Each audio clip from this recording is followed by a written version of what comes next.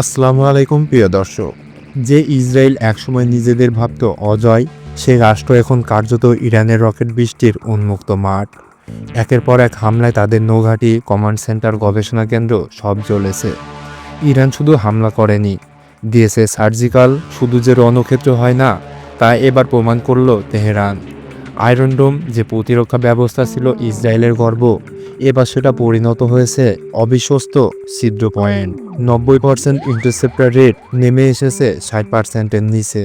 আগে যেটা ছিল আনটসেবল জোন, আজ সেখানে পড়েছে বৃষ্টির মতো drone, missile, server strike. Netanyahu, যিনি মিস্টার সিকিউরিটি নামে পরিচিত ছিলেন, এখন কার্যত নিঃশব্দ। মিডিয়ার সামনে নেই কোনো সাহসী বিবৃতি, নেই শুধু নীরবতা। Silent is the new Scram. Netanyahu, যার মুখ থেকে বাণীর বন্যা ঝরত, আজ সে মুখ বন্ধ। না কোনো হুমকি, না কোনো দাবি, শুধু ঠান্ডা ঘামে ভেজা বিবর্ণ নীরবতা। এ যেন এক পরাজয় সম্রাটের নিঃশব্দ প্রস্থান।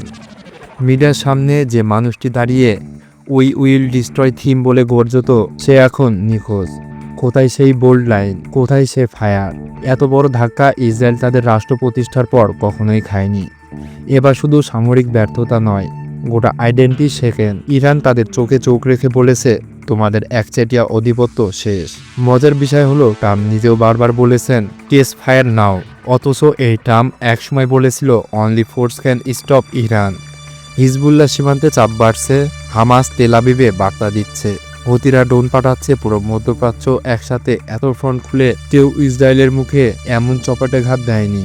এটা শুধুমাত্র যুদ্ধ নয়, এটা এক হিগমন্স মাউথের পতন। এখন প্রশ্ন, ইসরায়েল কি সামলে উঠতে পারবে, নাকি তারা কার্যত আত্মসমর্পণ করে ফেলেছে? যুদ্ধবিরতির কথা যে মুখে আসে, সে মুখে আসলে বিচার বলি থাকে না।